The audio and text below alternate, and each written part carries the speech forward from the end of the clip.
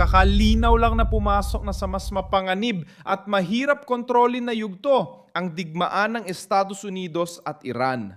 Ang nagbabago ngayon ay ang paggamit ng mga FPV drone, yung maliliit, mura at tumpak na ginagabayan ng mga aparato na ngayon ay ginagamit na para atakehin ang mga kagamitan ng Amerika.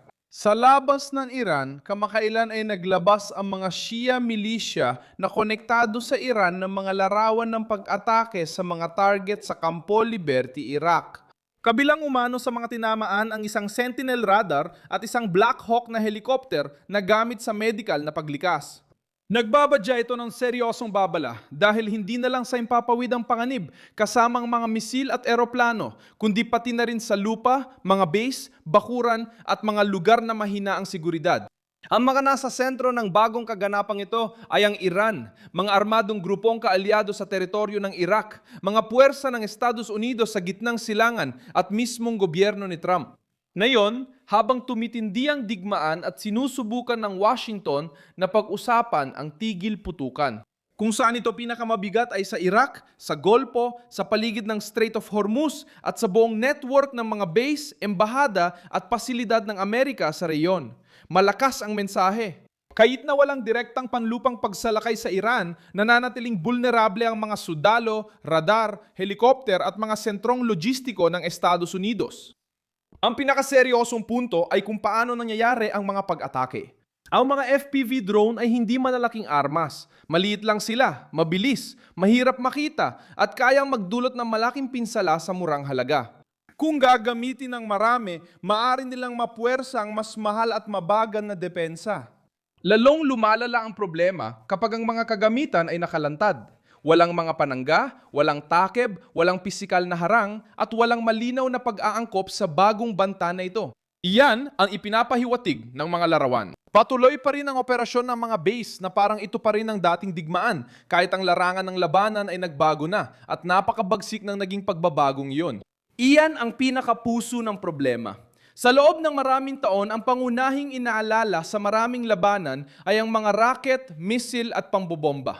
Ngayon, ang banta ay galing na rin sa simpleng drone na inilulunsad ng malilit na grupo, kadalasan sa mga lugar na hindi agad natutugunan ng tradisyonal na depensa. Bakit ito mahalaga? Binabawasan nito ang agwat sa pagitan ng hindi regular na grupo at malalaking kapangyarihan. Maaaring targeting ng mas murang sandata ang mamahaling radar, estratehikong helikopter o lugar ng suporta.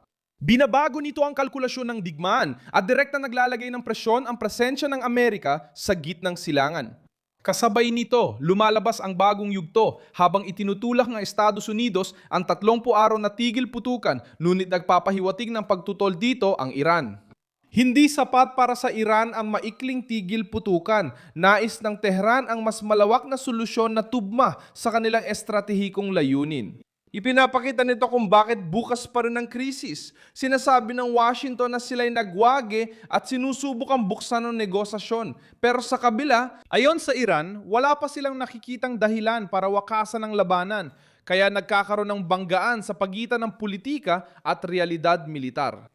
Numalala ang pagkakaiba dahil sinasabi ni Trump na tapos na ang digmaan at sila'y nanalo, pero kitang mas magulo pa ang sitwasyon.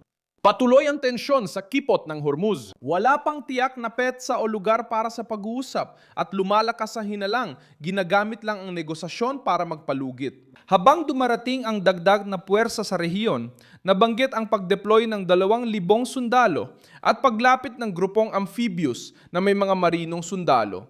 Paano ito maaring basahin bilang paghahanda sa mas maraming opsyong militar kung mabigo ang diplomasya? Bakit napakahalaga nito?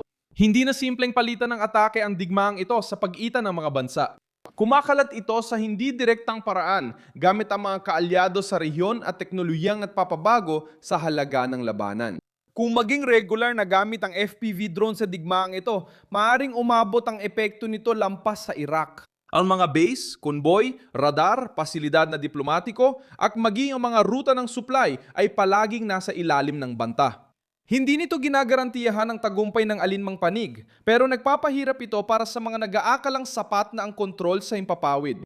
Mahalaga ring tandaan ang babala mula sa mga veteranong sundalo ng Estados Unidos. Ang kanilang pinangangambahan ay simple lang. Ang manalo sa labanan ay hindi nangangahulugang kontrolado mo na rin ang magiging resulta ng digmaan sa politika.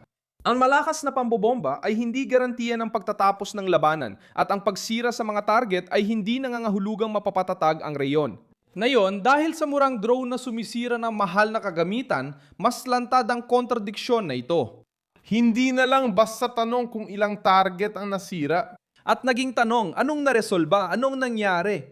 Lalo na't pumasok na ang digmaan sa mas kalat, mas hindi mahulaan at mas sensitibong yugto. Sa mga base gaya ng Campo Liberty, paligid ng Baghdad, Golpo, mga rutang konektado sa Hormuz at gamit ang mga drone. FPV, hindi direktang presyon, pagtanggi sa agarang tigil putukan at patuloy na pagpapalakas ng militar. At bakit? Sinusubukan ng bawat panig pagandahin ang posisyon bago ang tunay na kasunduan kaya seryosong babala ang resulta. Hindi humina ang digmaan, nagbago lang ito ng anyo. At ang bagong anyong ito ay maaaring mas mahirap pang pigilan.